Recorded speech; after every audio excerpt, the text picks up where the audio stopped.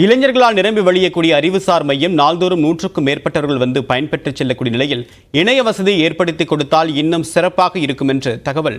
விவரங்களோடு இணைகிறார் நம்முடைய சிறப்பு செய்தியாளர் ஐயப்பன். விவரம் என்ன? தற்போது அங்குடைய அந்த அறிவுசார் மையத்துடைய நோக்கம் என்ன? இளைஞர்கள் ஏன் அதிக அளவுக்கு வராங்க? இணைய வசதி ஏன் அங்கு அவசியமாகுது?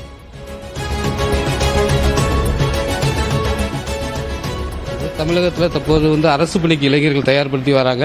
இந்த நிலையில் பார்த்தோம்னா நெல்லை கிராமப்புற சார்ந்த நகரமாகவும், இந்த நிலையில் பாளைய பஸ் ஸ்டாண்டு மற்றும் பூங்காக்கள்லேயே இந்த போட்டிக்கு தயாராகக்கூடிய இளைஞர்கள் படித்து வந்தாங்க. இந்த நிலையில் அறிவுசார் மையம் மாநகராட்சி சார்பில் நெல்லையில் ஆரம்பிக்கப்பட்டது.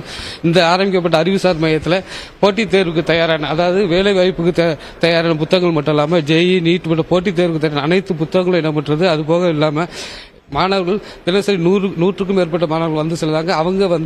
அவங்களுக்கான அடிப்படை வசதி, குடிநீர் என்ற அனைத்து வசதிகளும் இருக்கு. அதுபோக 10 கணினி அமைக்கப்பட்டுள்ளது.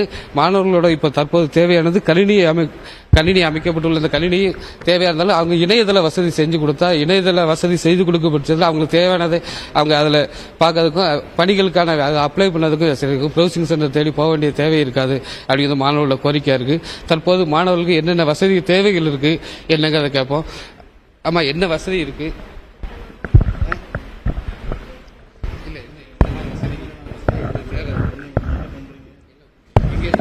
நாங்கள் இந்த திருநெல்வேலியிலேருந்து தான் வரோம். இங்கே எங்களுக்கு வசதிலாம் பரவாயில்ல பண்ணி தந்துருக்காங்க. இன்னும் கொஞ்சம் கூட புக்ஸ் வைக்கலாம். எங்களுக்கு என்ன சொல்ல, மாணவர்களை பொறுத்தளவுக்கு கிராமப்புற சார்ந்த மாணவர்கள் நிறைய இங்கே வராங்க. அவங்களுக்கு தேவையான புத்தகங்கள் இருந்தாலும், அடிப்படை வசதிகள் இருந்தாலும் அவங்களுக்கு இணையதள வசதி செய்து கொடுத்தால் மிகவும் பயனுள்ளதாக இருக்குங்க. அதாவது அவங்க வேலைக்கு அப்ளை பண்ணும்போதும் சரி, அவங்களுக்கு தேவையானதை பார்க்கும்போது இங்கே இணையதளத்திலே பார்க்க முடியும் அப்படிங்கிறது சொல்லதாங்க தேவப்பிரியன். தகவலுக்கு நன்றி ஐயப்பன்.